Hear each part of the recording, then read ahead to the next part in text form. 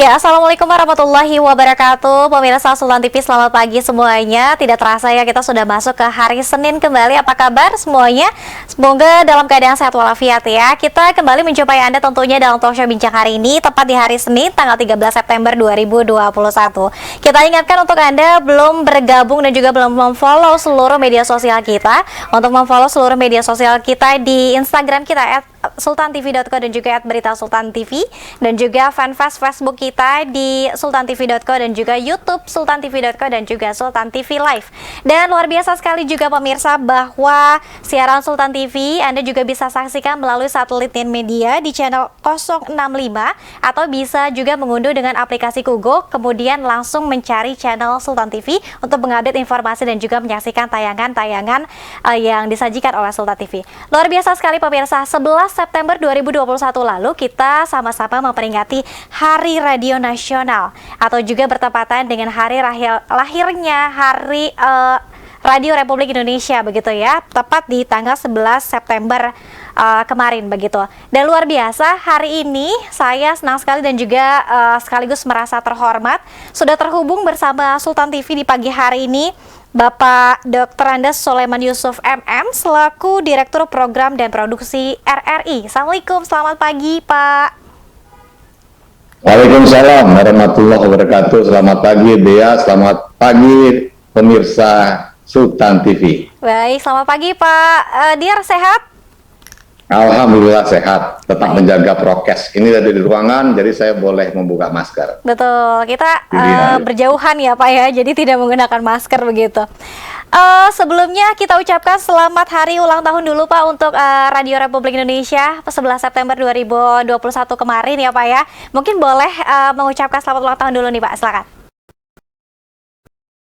Terutama untuk para pendengar, pemirsa dan pembaca RRI, RRI Net dan RRI.co.id. Saya Soleman Yusuf, Direktur Program dan Produksi. Senang sekali menyapa Anda di Sultan TV. Terima kasih atas kesetiaannya terus mendengarkan RRI bersama-sama kita. Amin. Jaya selalu ya Pak ya. Sekali di udara, tetap di udara. Tetap di udara, baik. Dan nanti pemirsa Sultan TV juga bisa langsung bertanya kepada Pak Dir ya di segmen ketiga nanti terkait dengan momentum Hari Radio Nasional atau hari lahirnya Radio Republik Indonesia, terkait dengan kalau kita lihat bahwa rasio pendengar radio juga ini semakin menurun di tengah gencaran digitalisasi dan juga banyak media sosial ya seperti YouTube, kemudian juga televisi. Nah, kita pengen tahu nih, apakah kemudian masih ada yang setia mendengarkan radio? Barangkali Pak Dir boleh dulu nih mungkin bercerita terkait dengan sedikit sejarah dari perkembangan dan juga kiprah radio mungkin dari dulu sampai sekarang seperti apa sih Pak Dir? Silakan. Iya, terima kasih Dea. RRI itu sejarahnya panjang, bermula sejak pendiriannya tanggal 11 September 1945. Dari hanya sekitar 23 hari dari proklamasi kemerdekaan Indonesia.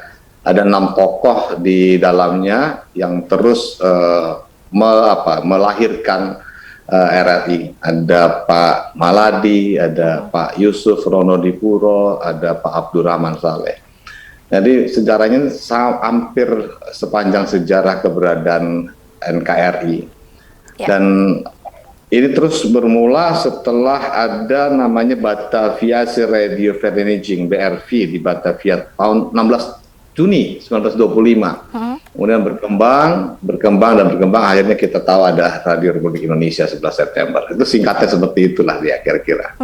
Oke, artinya tidak jauh dari hari kemerdekaan, kemudian lahirlah Radio Republik Indonesia, RRI begitu ya. Wah, ini luar biasa sekali nih Pak Dir. Oke, kalau dulu kira-kira siarannya masih terbatas berarti ya Pak Dir ya? Apa kemudian yang disiarkan kepada masyarakat saat itu? Justru siarannya pada saat itu, apalagi ketika proklamasi disampaikan, itu siarannya sampai ke luar negeri. Itulah menjadi cikal bakal Voice of Indonesia atau siaran luar negeri. Waktu itu ada salah satu tokoh RRI namanya Pak Yusuf Ronodipuro. Dia membaca teks proklamasi di Gedung Nirom di RRI Merdeka Barat 425 Jakarta, sehingga dunia tahu bahwa Indonesia sudah merdeka. Begitu. Jadi cikal bakal RRI justru menggunakan pemancar jarak jauh shortwave dan bisa dimonitor di semua belahan dunia, hampir semua belahan dunia. Baik, dan Gitu deh. dan apakah yang pertama itu yang memiliki radio baru Indonesia atau negara lain sudah punya juga, Pak Dir?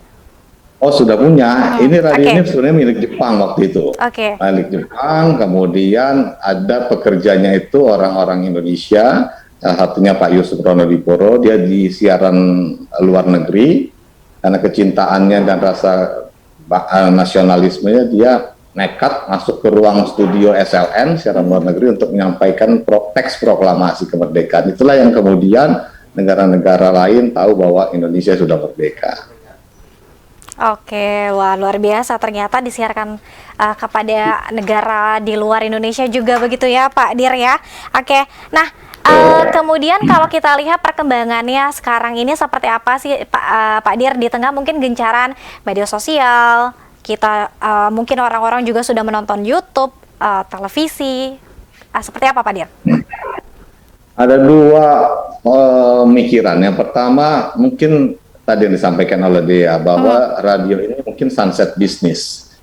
Jadi walaupun masih ada, pendengarnya tidak bertumbuh. Sekarang ini hasil penelitian dari lembaga riset independen internasional bahwa pendengar radio di Indonesia itu masih sekitar 75 juta. Setengah diantaranya 57% atau 47,5 ribu itu, 47 juta 500.000 itu pendengar RRI. Ini tersebar di seluruh Indonesia dari Sabang sampai Merauke. Nah, tapi tentu saja kita juga tidak menafikan bahwa zaman berubah. Orang juga berubah dalam mencari informasi. Bahkan sekarang ini bukan saja mencari informasi, masyarakat sekalipun bisa memproduksi informasi dengan kemunculan era internet dan kanal-kanal media sosial lainnya. RRI juga mesti bisa beradaptasi.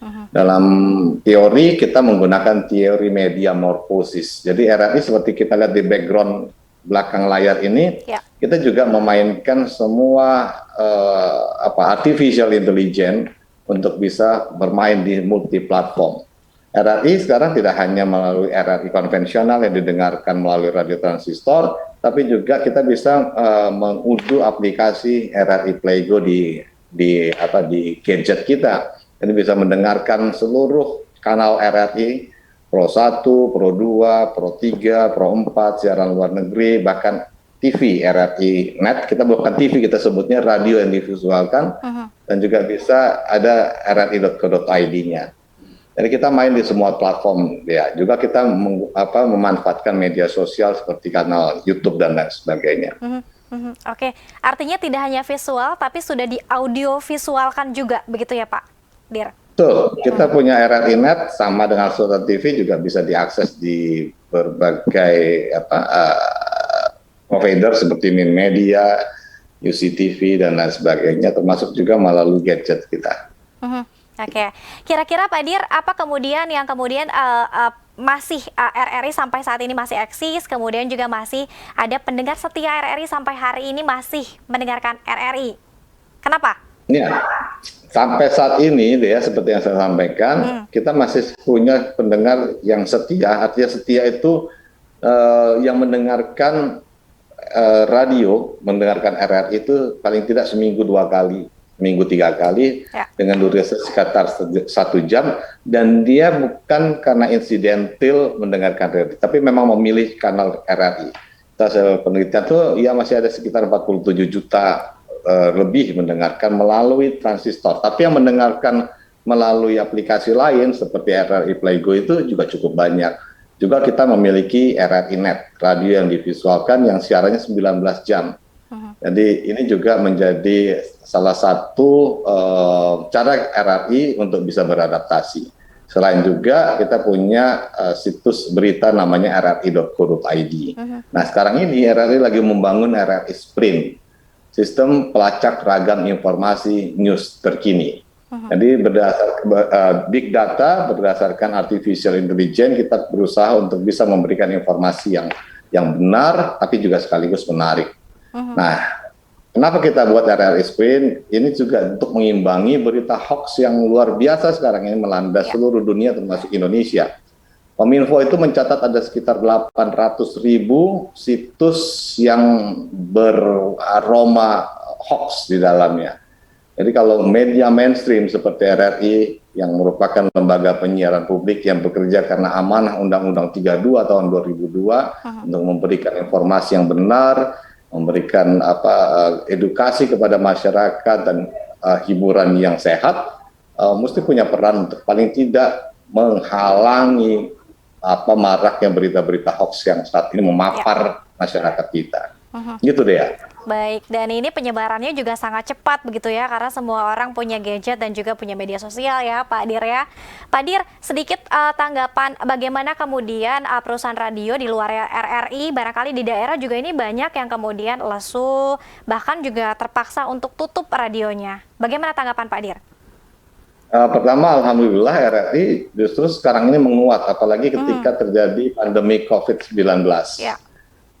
Tahun lalu, bulan Maret 2019, kita juga melakukan analisis data.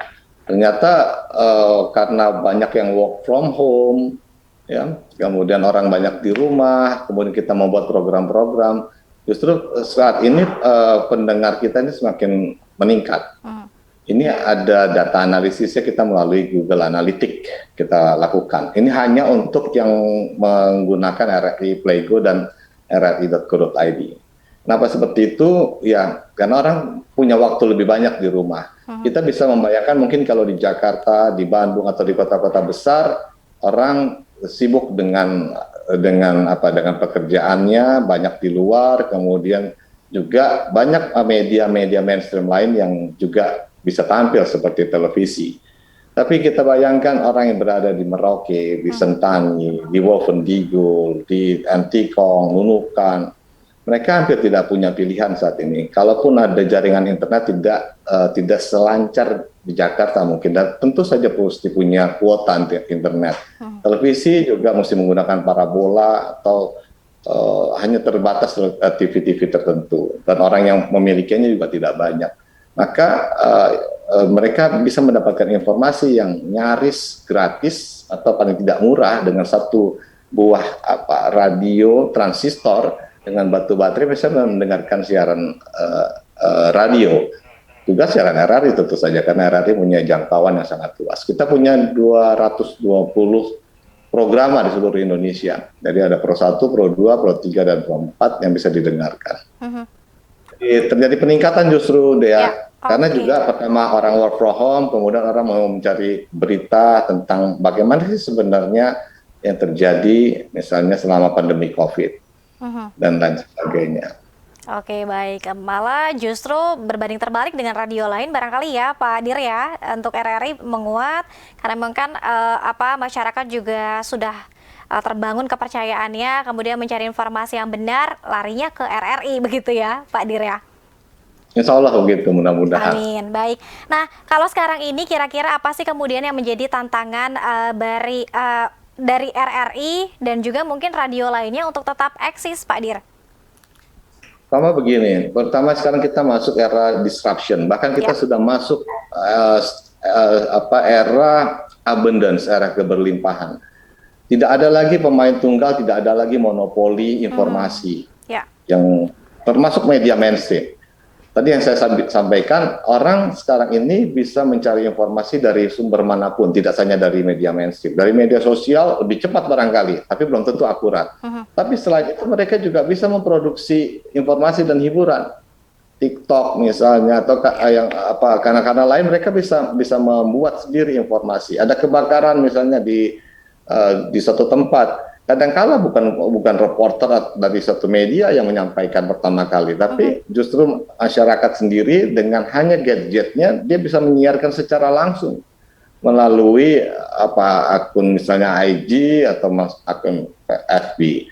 Nah, di era keberlimpahan ini di mana tidak ada lagi yang bisa memonopoli, tentu saja cara berpikirnya mesti berbeda. Jadi tadinya berpikir sebagai kompetitor, pesaing, misalnya RRI dengan radio swasta atau RRI dengan televisi, demikian juga radio lain melihat RRI sebagai pesaing. Sekarang enggak, sekarang ini menjadi collaboration.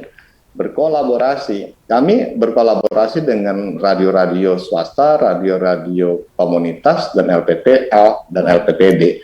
Misalnya saja ketika pemerintah menyampaikan PPKM darurat, RRI mendapat ditunjuk sebagai radio pool oleh pemerintah, kemudian kita menyiarkan, tapi itu juga dipancar teruskan oleh radio-radio swasta yang bergabung dalam PRSSNI. Jadi ada 420-an media radio swasta yang juga merilai RRI. Demikian juga untuk beberapa event-event lainnya.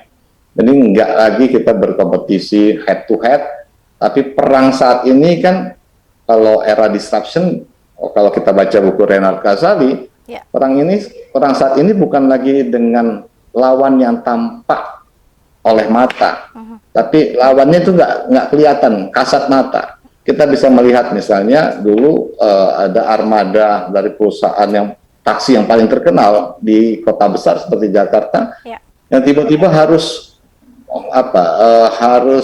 nggak sampai gulung tikar sih, tapi hampir nyaris bangkrut gara-gara misalnya Grab atau dan lain sebagainya. Mereka nggak tahu tiba-tiba semua penumpang itu beralih ke sana. Tapi perusahaan taksi tersebut akhirnya juga melakukan kolaborasi dengan online car online seperti itu. Jadi itu kenyataan yang dihadapi oleh kita semua, bukan saja media massa, tapi hampir semua perusahaan dan industri.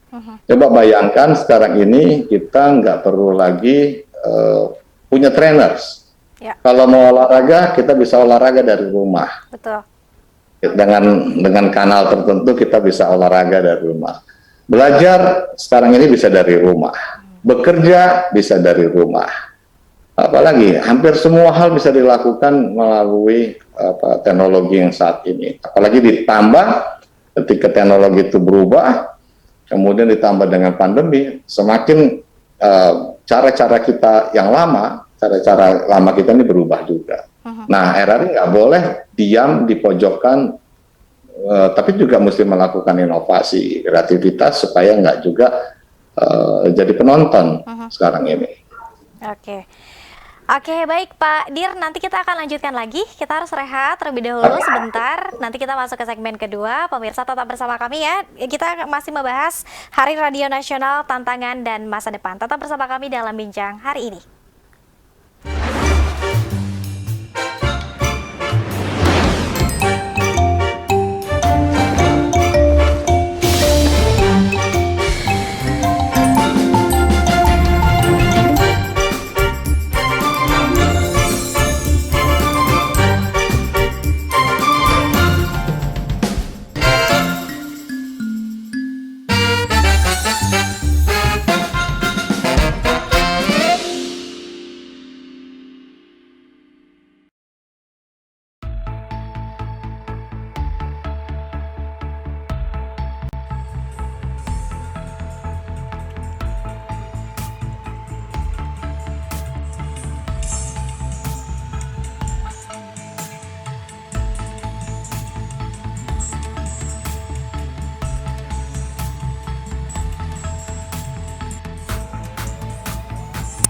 Pemerintahan Pemda juga udah bikin plan gambar Danau Biru itu mau direnovasi.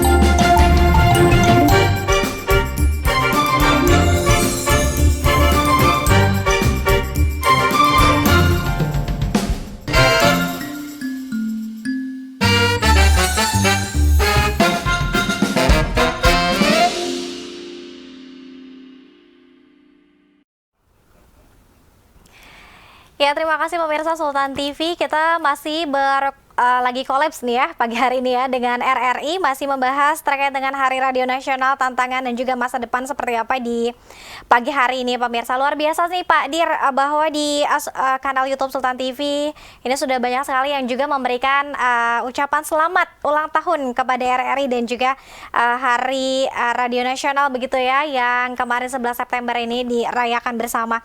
Oke, mungkin ada pertanyaan juga dari pemirsa, kecenderungan usia barangkali yang mendengarkan radio saat ini seperti apa sih Pak? Apakah kemudian dewasa ke orang tua? Karena mungkin kalau kita lihat anak-anak muda barangkali lebih mengakses media sosial yang lain, atau seperti apa Pak Dir? Silakan. Betul, itulah kenapa RRI itu punya banyak program, kita sebut dengan Pro. Ada Pro 1, ada Pro 2, ada Pro 3, ada Pro 4, ada Voice of Indonesia, ada Channel 5, ada RRI Net. Okay. Karena kita tahu bahwa segmentasi pendengar itu nggak bisa tercampurkan. Orang-orang tua punya kecenderungan sendiri, kayak saya ini kan generasi baby boomers, pasti kasih generasi radio lah, seperti itu. Pilihan musik saya berbeda dengan pilihan musik Dea. Cara saya berkomunikasi pasti beda dengan cara berkomunikasinya anak milenial, anak generasi X, Y, dan generasi Z. Maka kita bagi dalam kanal-kanal. Ada Pro 1 untuk orang dewasa, usia antara 30 sampai 50 tahun. Ada juga Pro 2 untuk anak muda. Nah, pendekatan untuk pendengar anak muda ini berbeda. Tentu saja kita juga mainkan yang lain, kanal yang lain, platform yang lain. Jadi tetap ada radionya, Pro 2 di seluruh Indonesia ada radionya, tapi juga kita mainkan, misalnya juga kita mainkan di kanal YouTube, di RRI Net, kita juga mainkan di media sosial. Itu cara kita untuk mengikat para pendengar generasi muda. Gini, betul mungkin anak muda sekarang ini jarang mendengarkan radio. Tapi itu juga mesti kita lihat bahwa mungkin kalau di Jakarta, di Bandung, di Surabaya, di Semarang, Solo, di Medan, kota-kota besar lah, Palembang, Manado, Makassar, Banjarmasin, itu 11 kota besar itu mungkin orang jarang, anak muda terutama jarang mendengarkan radio. Kecuali kalau mereka pergi lagi jalan di mobil, dia mendengarkan ke radio. Ada juga yang mendengarkan secara fanatik stasiun radio tertentu. Pro 2 misalnya digemari oleh anak-anak muda di kotanya masing-masing, dan mereka tuh membentuk komunitas tertentu. Tapi kita juga mesti melihat bahwa ada juga masyarakat muda kita, anak-anak muda kita yang berada di daerah-daerah, dari mulai ujung Sabang sampai di Bovendigul, ada di Miangas sampai juga di Pulau Rote. Mereka ini juga berbeda cara mereka mengakses informasi. Kalau di Atambua saja misalnya perbatasan dengan Timor Leste, itu radio masih kuat, anak-anak mudanya masih suka. Jadi meminta pemutar lagu, diputarkan lagi itu masih ada, menyapa salam kepada temannya itu masih ada. Jadi seperti itu masih banyak juga, dan itu tetap mesti dilayani oleh RRI. Tapi sekali lagi kita juga siapkan kanal-kanal lain untuk menjawab tantangan zaman di era teknologi 4.0, dan sudah masuk 5.0 bahkan sekarang ini. Iya. Oke, gitu. Ya baik Pak Dir, ini sudah menuju ke 5.0 bahkan ya. Oke, nah kalau bicara misalnya tadi Pak Dir sempat singgung juga, ini sudah tidak head to head, kompetitor dan lain sebagainya, ini sudah bias begitu ya, tapi kolaborasi. Nah kemudian seperti apa terkait dengan idealisme mungkin masing-masing media massa? Dulu kita masih punya idealismenya masing-masing, termasuk RRI. Tapi di tengah gencaran digitalisasi dan juga teknologi yang semakin pesat saat ini, bagaimana kemudian idealisasi dengan penyesuaian zaman, Pak Dir? Kalau RRI jelas karena kita lembaga penyiaran publik yang bekerja untuk menjalankan amanah Undang-Undang Nomor 32 Tahun 2002, idealis kami itu pasti nasionalisme, idealis kami itu. Kita punya Tri Prasetya, sumpahnya angkasawati RRI. Pokoknya kalau NKRI itu harga mati. Jadi kita harus terus menanamkan kebaikan, rasa kebanggaan terhadap bangsa, nasionalisme, ideologi kita yang jelas, yang sama dengan bangsa ini, Pancasila dan lain sebagainya, itu tetap harus. Makanya kami punya prinsip begini, kira-kira RRI itu kalau dianggap rumah makan, makanannya itu mesti enak, tapi juga sekaligus mesti sehat dan mesti ngetren. Itu tantangan zamannya. Makanan sehat aja kalau nggak enak nggak mau dimakan orang, apalagi anak muda. Coba anak-anak usia-usia 7 tahun disuruh makan sayur gitu, bayam gitu, kan nggak mau, lari pasti dia. Tapi bagaimana di-create supaya bayam itu yang menyehatkan itu enak dan mau dimakan oleh anak-anak muda, anak kecil. Ya dibikin misalnya bayam crispy dan lain sebagainya sehingga mereka mau makannya. Nah, ini cara-cara yang paling berat adalah bagaimana menciptakan makanan yang enak, sekaligus sehat, sekaligus enak, tapi juga ngetren. Jadi nggak jadul gitu loh, nggak ketinggalan. Karena banyak juga sudah enak, sehat, tapi orang tetap tidak mau makan, tidak mau mengkonsumsinya. Karena nggak ngetren, nggak banget kayaknya deh, gitu kan, misalnya seperti itu. Yeah. Kenapa ada makanan-makanan sekarang ini yang laris didatangi oleh anak-anak muda? Udahlah nggak sehat. Mungkin nggak sehatnya dalam artian misalnya makanan itu banyak MSG-nya misalnya, begitu ya. Makanan itu termasuk jenis junk food misalnya. Tapi mereka mau makan karena kalau mereka ngumpul-ngumpul makan itu kelihatan bahwa mereka itu anak muda. Nah, ini yang mesti diciptakan oleh RRI. Nah, di program 2 itu kita mainkan seperti itu. Jadi kalau dengerin Pro 2 di seluruh Indonesia mungkin 1 jam pertama kita nggak akan tahu bahwa itu adalah RRI. Oke. Karena style dan gayanya juga mengikuti gaya. Penyiarnya juga muda-muda, nggak ada yang penyiar usia 35 aja udah nggak ada di situ tuh, 40 tahun dan nggak ada. Penyiarnya usia 20 sampai 25, 30 tahun lah paling tidak. Itu. Oke, artinya tetap idealis tapi menyesuaikan zaman juga ya Pak Dir ya? Betul dong, harus dong. Kalau nggak orang nggak mau dengar. Baik. Oke, nah Pak, ini ada sedikit kalau kita tengok di kanal YouTube kita, banyak tokoh dan artis cerdas dari radio. Kita merindukan radio katanya Pak Dir. Mungkin ada sedikit tanggapan Pak. Banyak sekali presenter ya, host, MC kondang di tanah air ini lahirnya dari radio. Betul, saya lupa, tapi memang betul seperti misalnya Om Kus Hendratmo, ya, yang baru saja meninggal itu juga dari radio, dari RRI. Kita tahu lah, generasi sekarang ini juga banyak kan orang-orang radio yang kemudian menjadi selebritis. Saya nggak usah sebut satu-satu, kita tahu semua. Kenapa? Karena memang radio itu kan theater of mind ya, memainkan imajinasi. Dia tuh paling berat menjadi seorang komunikator radio. Berbeda dengan, kalau menurut saya pribadi ya, dengan presenter TV, presenter radio itu paling berat. Reporter radio itu paling berat dibandingkan reporter televisi menurut saya. Kenapa? Karena dia cuma mengandalkan satu indera aja, telinga. Misalnya saja siapa? Panji misalnya. Panji itu orang radio. Dia punya keahlian untuk berkomunikasi dengan baik itu karena dia lama di radio. Misalnya Warkop zaman dulu, Dono, Kasino, Indro, itu juga orang radio dulu dari Suara Kejayaan kalau tidak salah. Terus Bagito, Grup, Miing, dan lain sampai sekarang inilah ada Desta, itu orang-orang radio. Karena keahlian berbicara bukan sekedar speed yang cepat, tapi juga mengena pas pesannya kepada pendengarnya, itu yang paling berat. Kalau orang di televisi, kita bisa ditutupi kekurangan suara kita dengan penampilan kita dan lain sebagainya. Karena yang distimuli, yang dirangsang itu telinga dan mata. Tapi di radio hanya sekali lagi telinga, nggak bisa apa-apa. Kalau dia gagal menyampaikan pesan, maka imajinasi atau theater of mind pendengarnya itu nggak akan tercipta. Dan kalau tidak tercipta, orang akan boring, akan bosan. Kenapa misalnya dulu kita punya sandiwara butir-butir pasir di laut yang melegenda. Sampai 15 ribu episode lah ya, dan mendapat penghargaan internasional. Karena kita berhasil memainkan theater of mind. Dulu ada misalnya, saya nggak tahu, dia pasti nggak tahu lah, dia ini kan anak produksi generasi milenial. Tapi ada dulu Sahur Sepuh yang kemudian difilmkan. Itu berangkat dari radio. Di radionya itu lebih bagus daripada di filmnya. Karena theater of mind-nya terbayang gitu loh. Kalau mereka pendekarnya naik kuda itu, kita membayangkan kudanya itu kuda yang besar, gagah, dengan orangnya juga berpakaian dengan gagah gitu ya. Tapi begitu di filmnya, misalnya kudanya jadi kuda kecil, nggak bagus kan. Jadi orang nggak kecewa, banyak yang kecewa ketika justru difilmkan. Karena imajinasi itu lebih kuat daripada visual.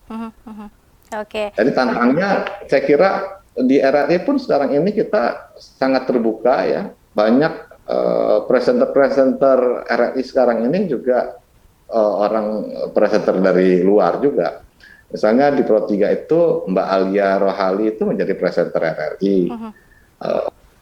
Banyak lah yang seperti itu. Kita juga punya misalnya acara Pro Dangdut itu yang ngasuhnya itu siapa yang kembar itu Rizky Ridho. Rizky Ridho misalnya.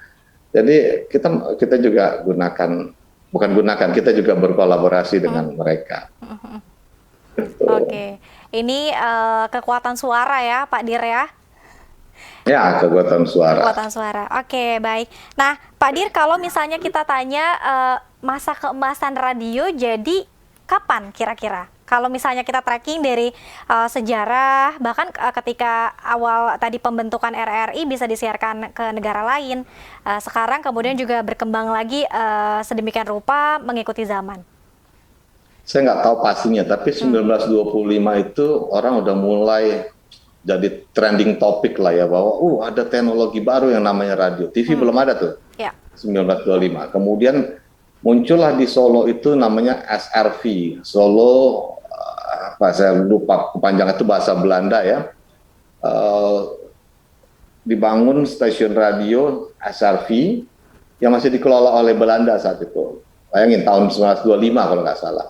Dan waktu itu dikagetkan dengan siaran langsung pertama dari luar negeri. Bayangkan waktu itu belum ada gadget, belum ada TV, tiba-tiba kita bisa menyiarkan bagaimana Gusti siapa dari Solo menari di kerajaan Belanda diiringi oleh gamelan yang dimainkan dari Solo. Jadi dia nari di Belanda, gamelannya main di Solo. Itu tahun 1925. Menurut saat itu kecanggihan yang luar biasa lah. Tadi kita ngebayangin waktu teknologi pada saat itu radio itu mungkin zaman kejayaan. Kemudian beberapa kota membuat radio-radio seperti itu. Masuk ke zaman Jepang, ada namanya Nirom. Lupa saya juga panjangannya apa itu bahasa Belanda itu ya. Nirom, kemudian juga ada di zaman Jepang. Nah, sampai tahun 70-an kalau tidak salah, sampai 80-an sebelum televisi masuk itu zaman kejayaan radio. Kemudian televisi masuk dan orang mulai berpikir, ini kalau ada TV pasti radio tersingkir nih. Ya. Apain lagi orang dengerin radio, udah ada televisi. Tapi ternyata enggak. Sama dengan misalnya ketika ada media koran ada, kemudian radio muncul, orang berpikir koran ini pasti habis. Karena ada radio sekarang, ngapain orang mesti membaca, mesti membeli, sementara radio bisa menyampaikan informasi apapun dengan suara. Tapi ternyata koran bertahan.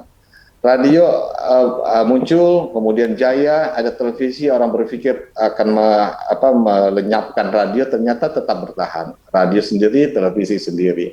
Juga sekarang ini masuk ke internet, tapi tentu saja nggak bisa juga kita bilang bahwa kalau gitu ya sudah, biar aja kita tetap seperti ini radio. Jadi kreativitas inovasi tetap harus dilakukan, terus menyesuaikan dengan zaman. Jadi ada teori namanya teori media morfosis gitu ya. Teori media morfosis itu tahun 1985 dia sudah meramalkan bahwa kalau media mainstream tidak beradaptasi dengan lingkungan, dia akan seperti dinosaurus yang akan punah. Sekuat apapun dia akan punah. Maka teori media morfosis itu singkatan dari media metamorfosis. Jadi mesti beradaptasi. Dia bilang mesti mainkan semua kanal, semua platform. Maka dia mencoba untuk membuat koran digital, koran yang nggak pakai kertas, jadi bisa dibaca. Nah, orang pada saat itu nggak terlalu pedulikan, tapi ternyata sekarang terbukti. Saya jarang sekali melihat orang membaca koran sekarang ini. Membaca koran dengan kertas sekarang ini jarang. Dulu masih 3 tahun yang lalu kalau kita naik pesawat Garuda masih ada disediakan koran itu. Dan kalau saya perhatikan yang baca itu pasti generasi baby boomers tuh yang di atas 50-an. Tapi sekarang ini udah nggak ada lagi. Jadi koran juga sekarang digital. Gitu deh ya. Oke, baik Pak Dir. Kita nanti harus jeda kembali nih Pak Dir ya. Kita kalau lihat di kanal YouTube Sultan TV sudah banyak sekali yang bertanya kepada Pak Dir. Nanti kita akan bacakan satu-satu dan kita meminta Pak Dir untuk menjawab satu persatu juga ya. Baik, Pak Dir dan pemirsa tetap bersama kami dalam Bijak hari ini.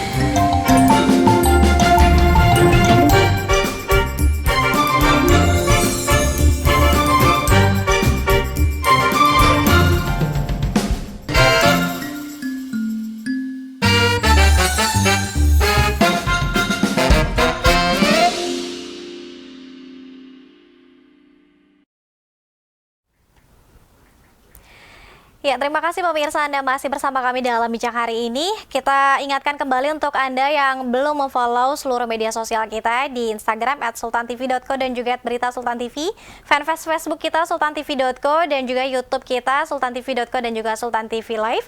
Dan Anda juga bisa menyaksikan tayangan kita melalui satelit Ninmedia di channel 065 atau juga melalui aplikasi Kugo, bisa Anda unduh kemudian langsung mencari channel Sultan TV begitu. Seperti yang dilakukan oleh RRI bahwa tidak hanya bisa didengarkan melalui radio, namun juga tadi sudah banyak sekali Pak Dir menyampaikan bahwa ada juga yang sudah divisualisasikan, kemudian juga websitenya juga ada.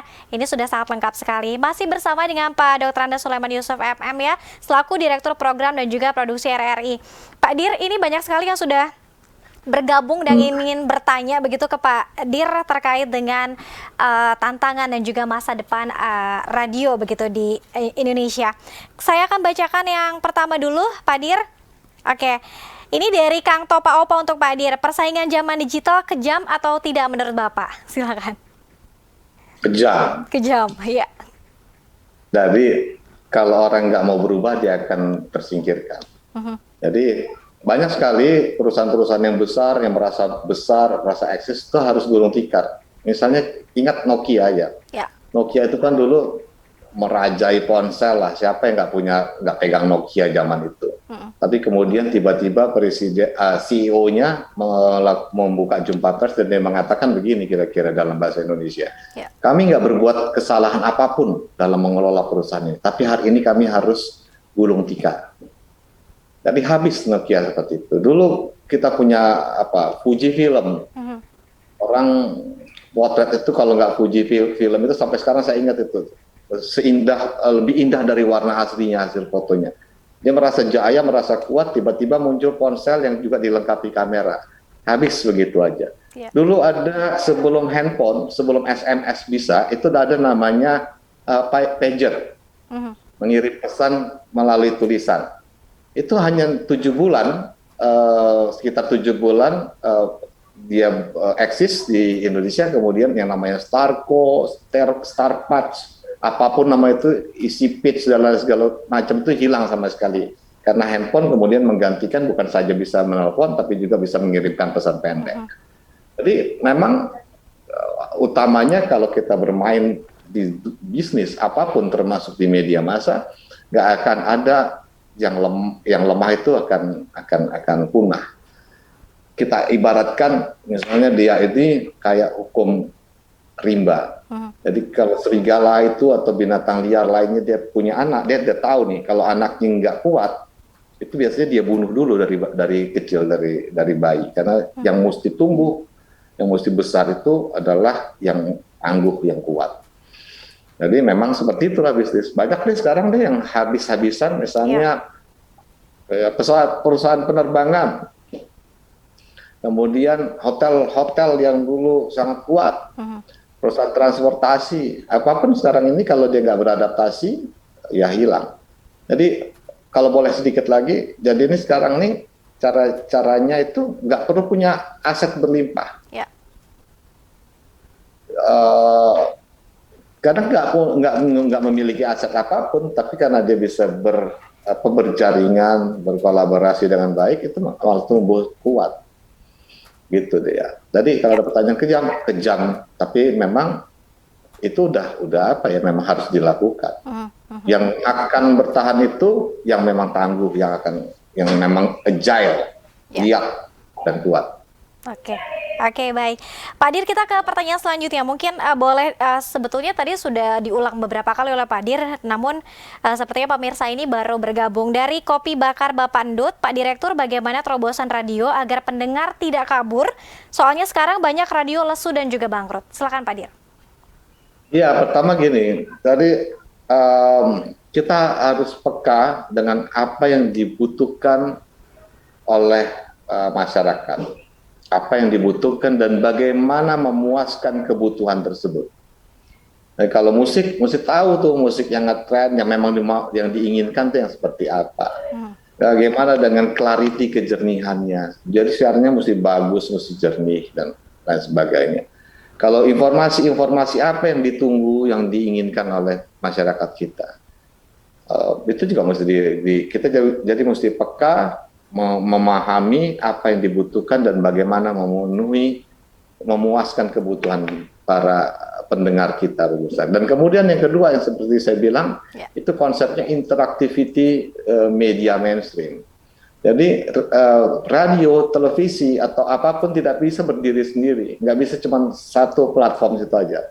TV pun sekarang ini dia punya dia mainkan di kanal-kanal media sosial. Dia juga bermain seperti itu. Dia punya juga website, TV, radio juga seperti itu. Ini mungkin baru bisa tetap eksis. BBC London misalnya sampai tahun 2000-an itu dia masih bilang broadcasting untuk radio dan televisi. Tapi sekarang dia punya namanya BBC Media Action. Media Action artinya dia main di multi platform semua. Apapun yang sekarang ini ada dia mainkan. Nah, sama dengan RRI, kami supaya bisa tetap eksis, kita mainkan di semua platform. Ada RRI yang siarannya melalui pemancar FM atau SW, tapi juga kita siapkan aplikasi yang namanya RRI Playgo yang bisa diunduh di gadget kita, kemudian kita bisa mendengarkan melalui gadget kita. Tapi kita juga punya RRI Net, radio yang divisualkan, seperti Sultan TV juga. Kita punya rri.co.id dan kita sekarang membangun semacam mesin pencari lah, mesin pencari ya semacam Google yang namanya RRI Sprint yang ada di belakang background kita. Karena kita pengen nanti paling tidak kita bisa memberikan informasi selayaknya mesin pencari lainnya, Google atau Baidu, tapi dengan nilai tambah. Kalau kita akses RRI Sprint, nggak ada berita bohong atau berita palsu di dalamnya. Beritanya sudah terverifikasi dengan baik.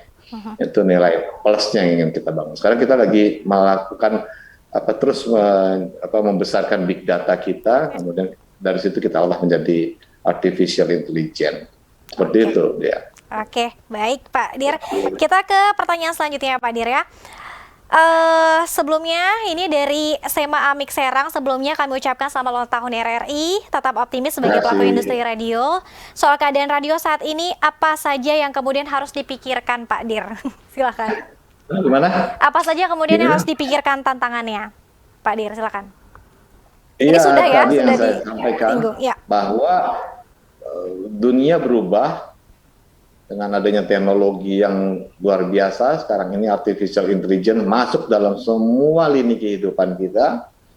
Tentu saja kita nggak bisa tetap ajak seperti ini. Kita juga bisa mengikuti perkembangan zaman karena orang berubah sekarang ini. Nah, itulah kenapa RRI juga memainkan semua platform lainnya dan belajar juga dari banyak orang, berkolaborasi dengan orang lain. Jadi kalau Amerika punya semboyan gitu ya, kalau kita tidak bisa mengalahkan lawan kita, maka bersahabatlah dengan itu. Kalau kita media sosial ini kan sekarang demikian dahsyat menurut saya, kuat sekali. Jangan dimusuhi. Yang mesti dimanfaatkan media sosial itu dimainkan juga untuk kepentingan kita, untuk membesarkan media mainstream.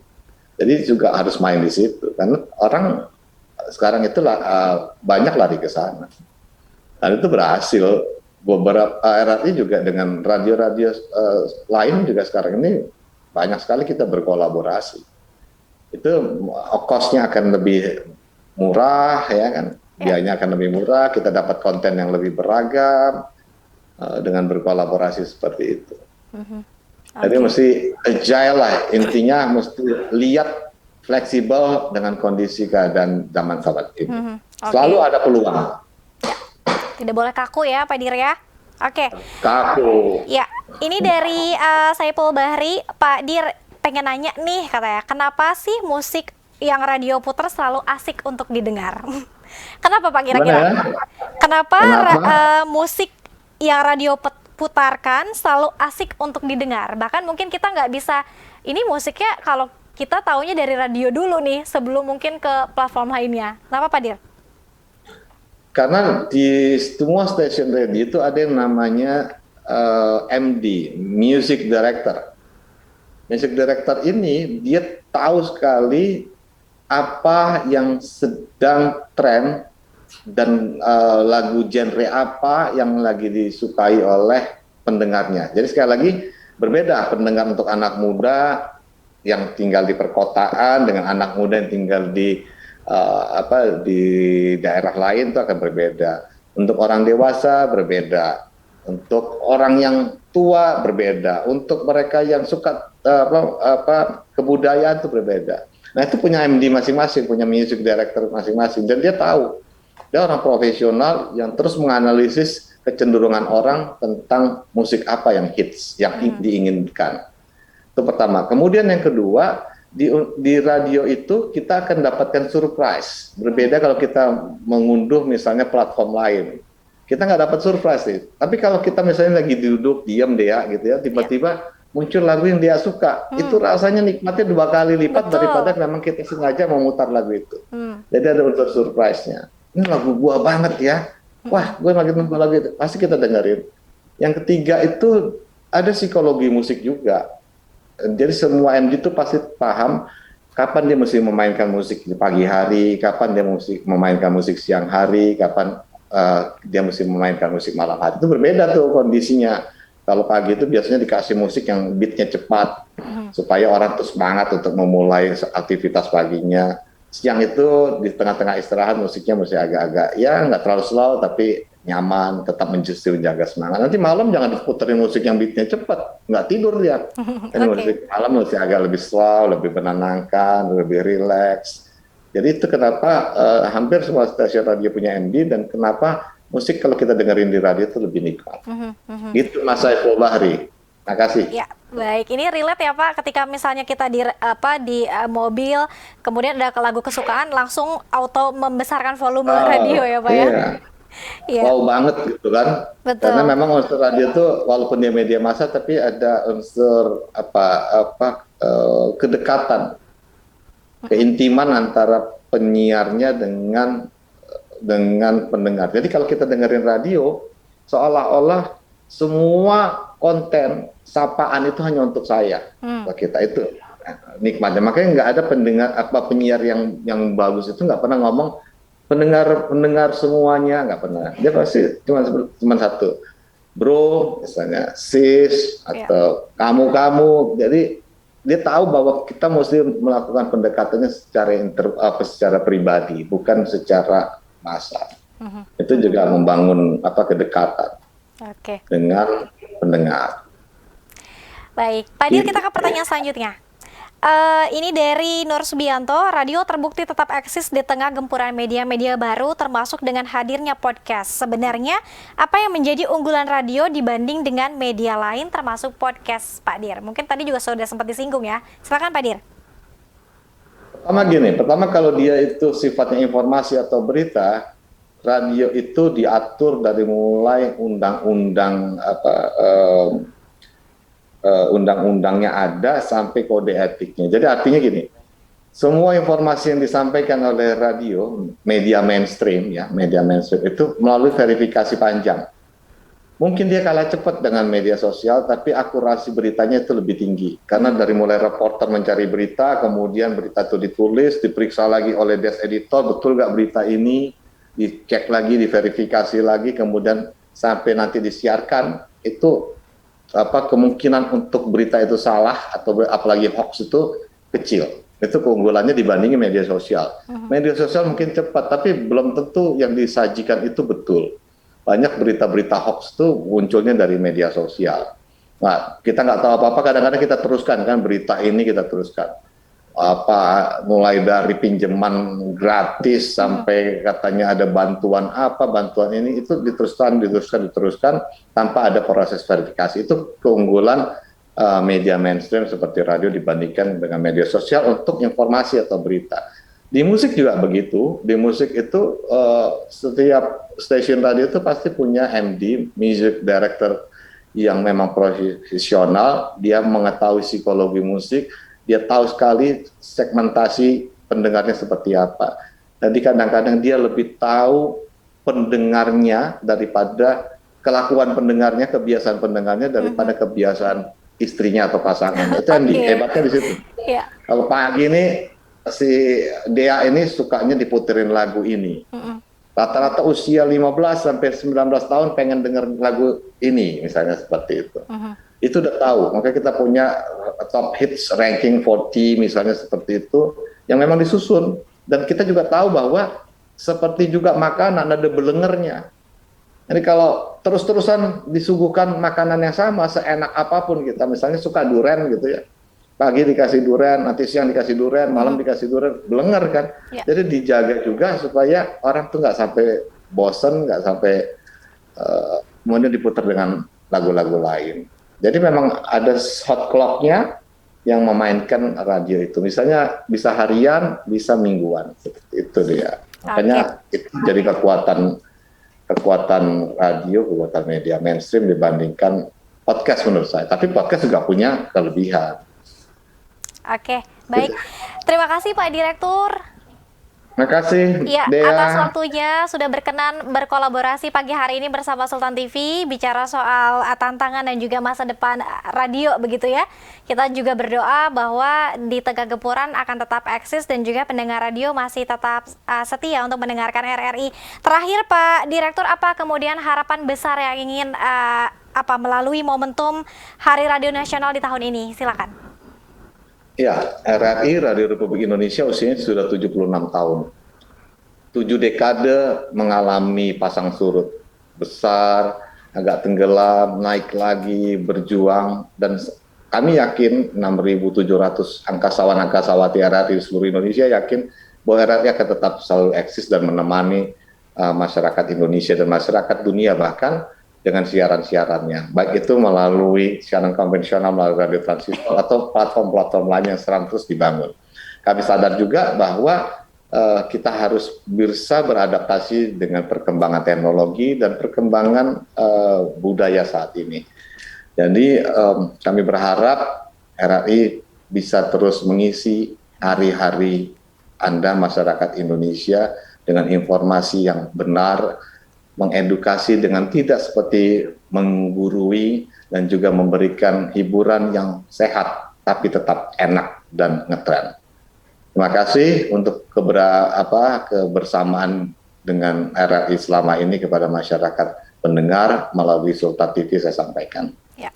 Terima kasih, Dea. Ya, baik. Terima kasih sekali lagi Pak Dir, dan pemirsa mohon maaf pertanyaannya sebetulnya masih banyak nih Pak Dir, namun tidak bisa kita bacakan satu persatu karena memang kita terpotong waktu begitu. Sekali lagi terima kasih Bapak Direktur Dr. Andes Sulaiman Yusuf MM selaku Direktur Program dan juga Produser RRI. Sukses selalu, jaya sekali mengudara, tetap mengudara ya Pak. Siap, Sultan TV jaya juga selalu. Amin. Ya, terima kasih Pak Dir dan terima kasih pemirsa Sultan TV. Tentunya besok kita akan kembali lagi di jam yang sama, jam 9 pagi sampai jam 10 pagi, tentunya dengan tema pembahasan lainnya. Akhir kata saya Dialenta Wongki dan juga narasumber saya Pak Dir. Kita akan pamit undur diri, besok kita akan ketemu lagi. Terima kasih atas kebersamaan Anda. Wassalamualaikum warahmatullahi wabarakatuh. Waalaikumsalam warahmatullahi wabarakatuh. Terima kasih Pak.